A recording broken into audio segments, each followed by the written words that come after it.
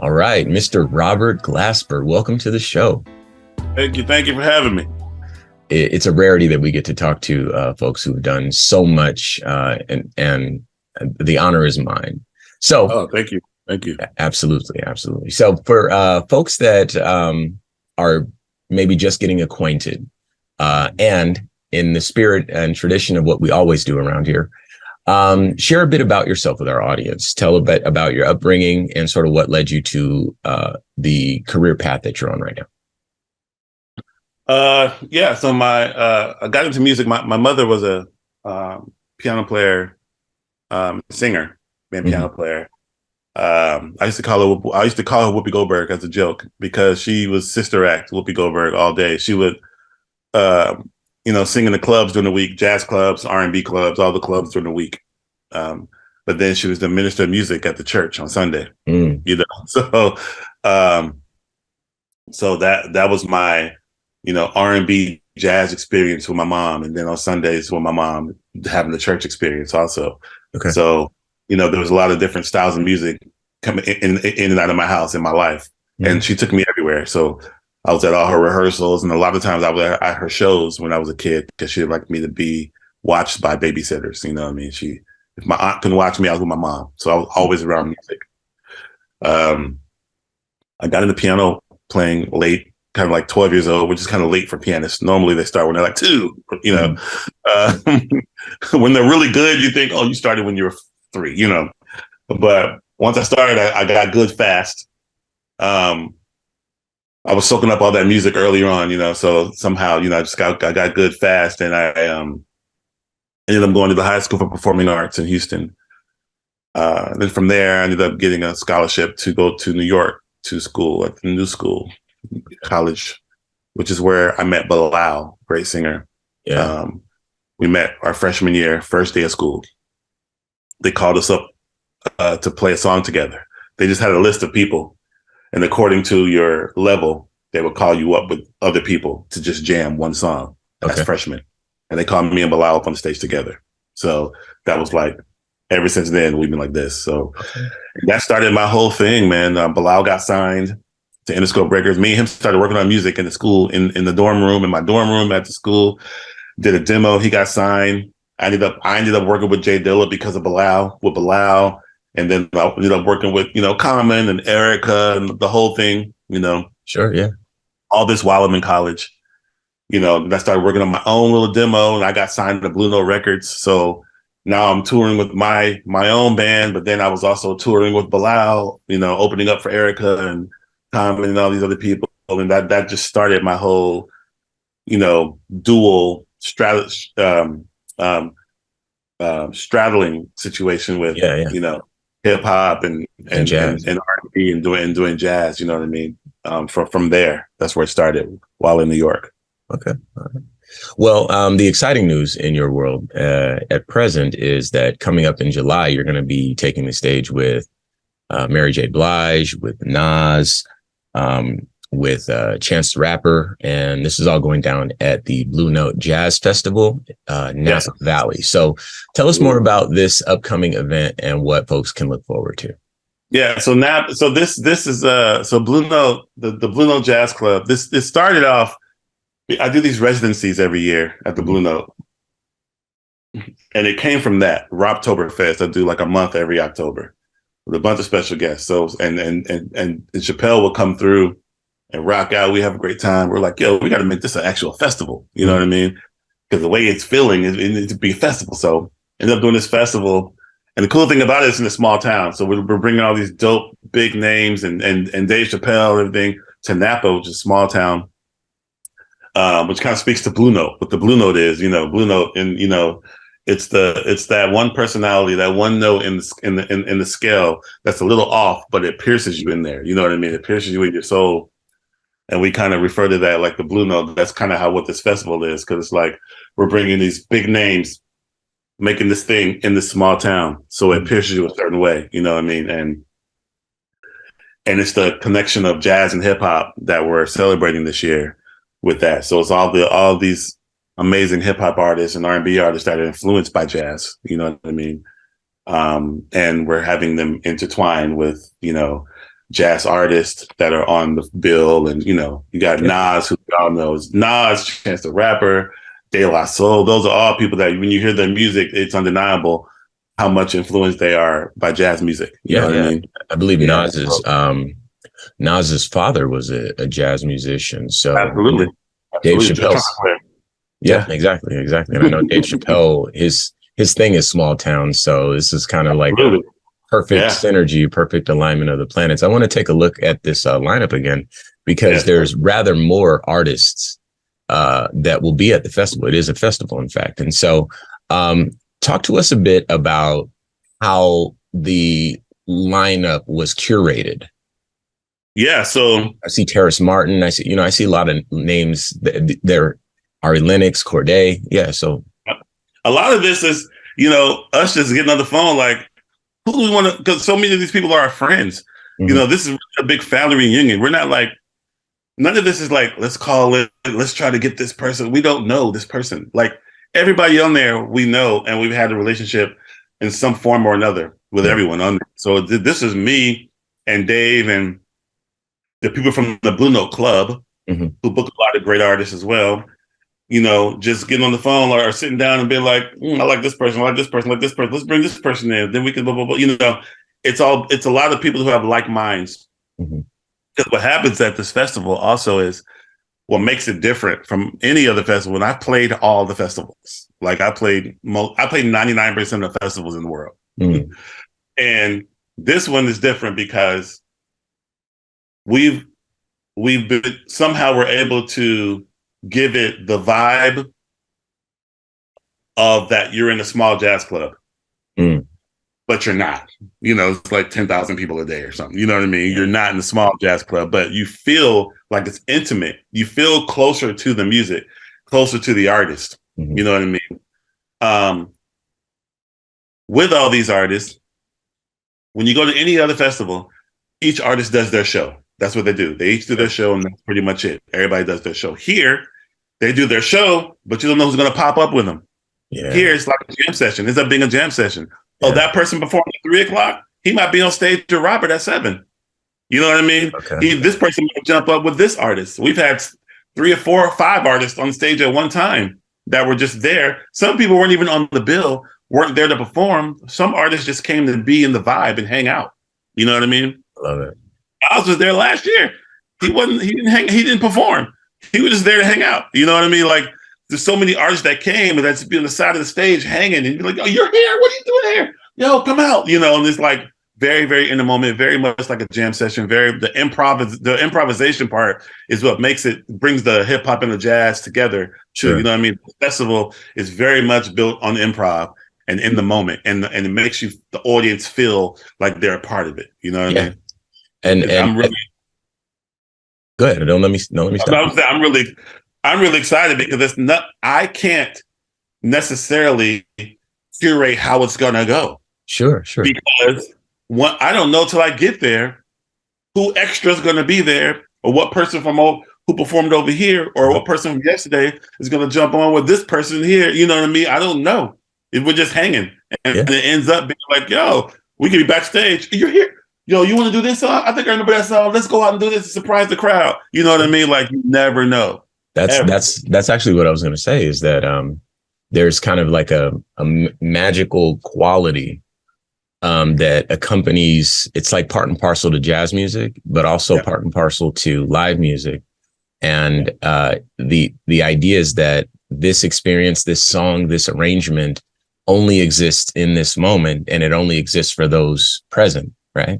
And so that magical quality is something that I'm sure a lot of the folks who attend appreciate about, the Blue Note Jazz Festival. So I want to talk about that, too. The Blue Note brand itself, for those who are unfamiliar, I recognize the brand is legendary. So how does this festival in particular extend the legacy of the Blue Note brand?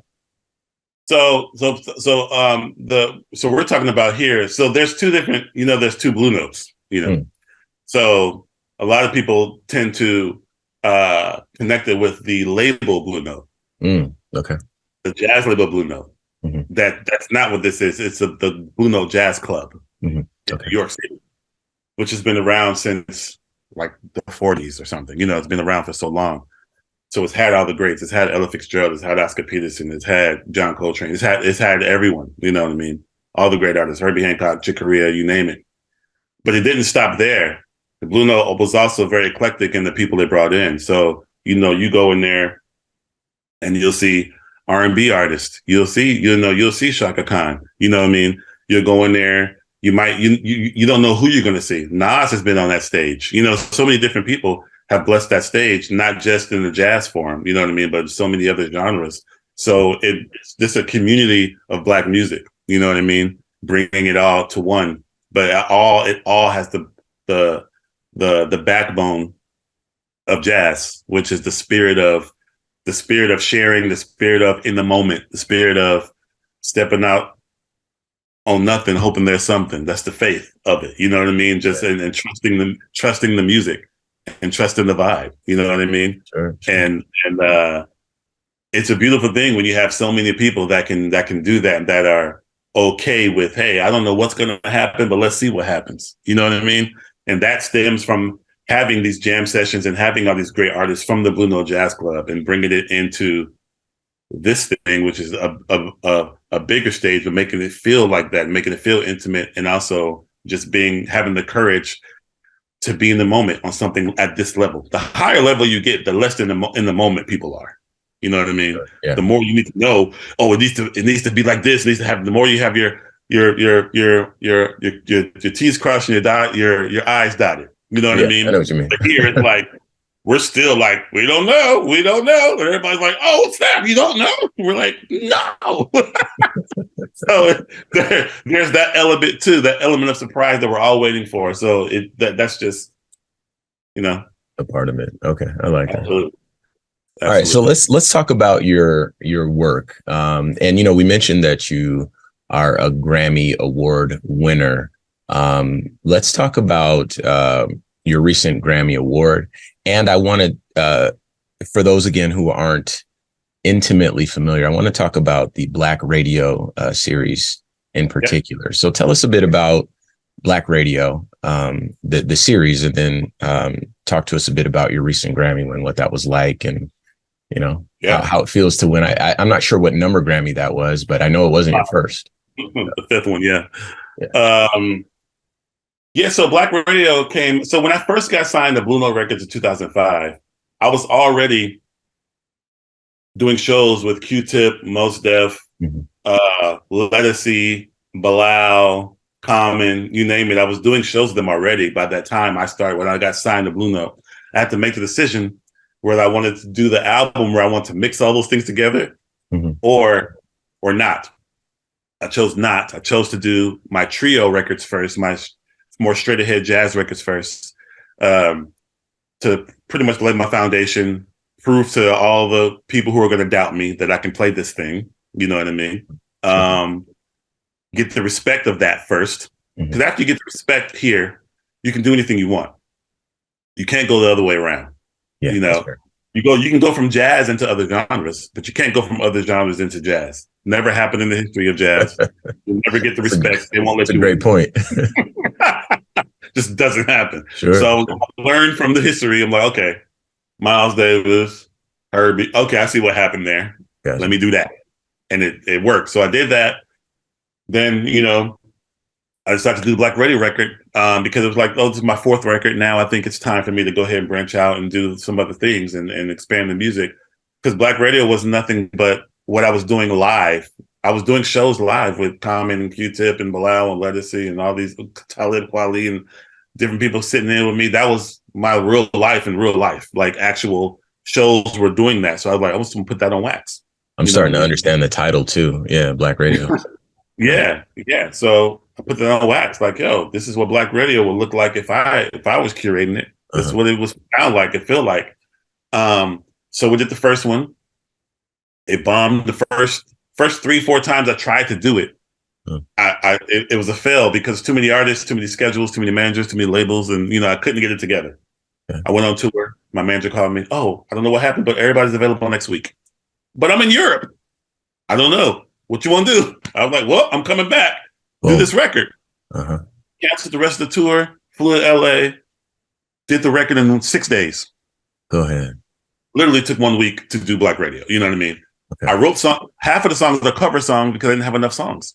Okay. Because it was happening in such a short amount of time. I just did cover songs. It was quicker, and it did what it did. The universe, everything aligned, and we ended up winning Black R&B Album of the Year that year.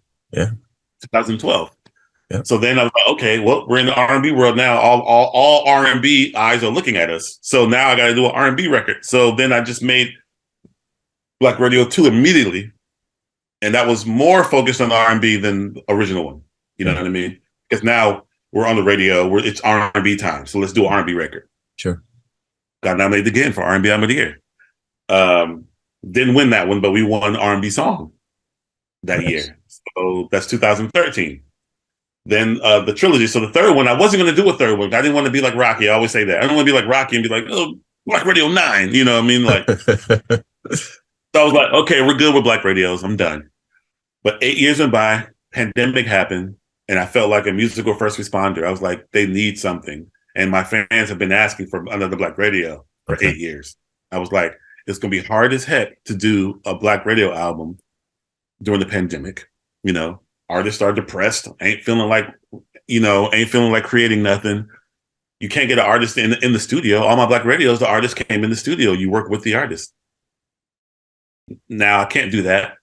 So it was very, very hard, but I was able to get it done, sending files back and forth and boom, boom, boom, boom, boom. And, some artists were looking for something to do, what I mean? Like, yes, I want to be a part of this. And some people were like, oh, I tried. I can't come up with anything, it makes sense, so because of those things, it made it hard, but I was able to get it done. So many great artists, all the artists on the album are great, and they did such an amazing job, and we were able to get it done, and we ended up winning.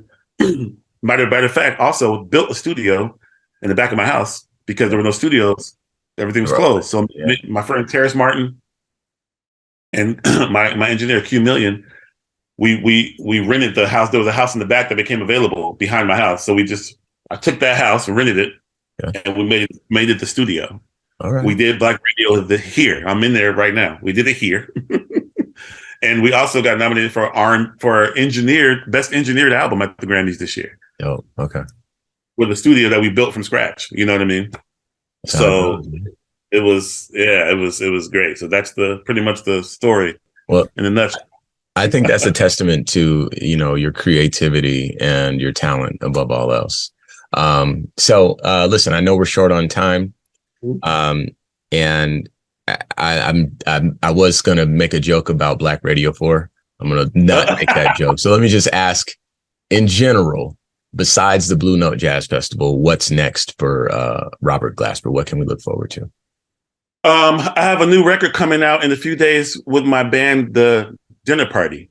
Mm-hmm. So Dinner Party is a band that I have with Kamasi Washington, Terrace Martin, and producer Ninth Wonder. Nice. We put out a Dinner Party before, like 2 years ago. Dinner Party came out, and then we put out a Dinner Party extended version, which is called Dessert, which has some more special guests on it. So this is like our third album. Okay. It's called Enigmatic Society. It'll be out, I believe, April 14th. Okay. In a few days. Okay. But yeah, that's the new album. There's 2 singles out right now. Insane, featuring Ant Clemens, and I can't think, it's too early. 2 singles out, one featuring Aaron Ray. Anyway, yeah, so that album will be out April 14th. That's the newest thing, the most recent thing I have cracking right now. Gotcha. Well, how about this? Why don't we let the people know where they can get more info on the album, but also on you personally, your social media, and of course the festival. So let's plug all the social media websites. Everything. Oh yeah, my IG is my name. I don't play no games. Like, people be like, Strawberry 3926. I'm like, what? How's somebody gonna follow that? Yeah. No, everything's me. So I'm going to my IG page, just Robert Glasper. Okay. The one with the blue check, because I got a lot of imposters out there that want to try to beat me on there. So make sure you get the one with the blue check. That's moi. Okay. And then, I mean, everything's there. You know what I mean? Everything's there. You just go there. It's fine. know. Gotcha. For Granted, that's the name of the new song. For Granted, Okay. with Aaron. It's so funny when you do an album, you don't name the song. Most people don't name the song until it's time to do the paperwork real quick. Like, what's the name of the song? You just know idea the 36. You know what I mean? It's just called the idea, whatever it is. And then you name the song. So I haven't connected with the names of the songs yet because they're not out and I don't hear people say them. It's weird. I think it's a testament to your creative process. People are always like, you don't know the name of the song? I'm like, I don't know. We just named it yesterday. I don't know the name of the song. Jesus. That's how it goes, man. Well, listen, I'm not mad at you. I'm really excited for the festival. I'm excited for everything. In fact, you're going to be in my neck of the woods. You're going to be in Arizona in about a week or so. Absolutely. So I'm excited for all of these things. What you say? You coming through? Yeah, I'm gonna try to. Yeah, me and my co-host, we're gonna try to pop in on you. So, So I want to thank you for your time today. Sure. Obviously, you're welcome to come back anytime you drop an album, anytime you do anything. Man, if you just want to hang out and have a conversation, the Black Information Network will welcome you with open arms. And it's been a joy. Once again, ladies and gentlemen, the one and only Robert Glasper. Boom. Make sure you come back and holler at me at the show.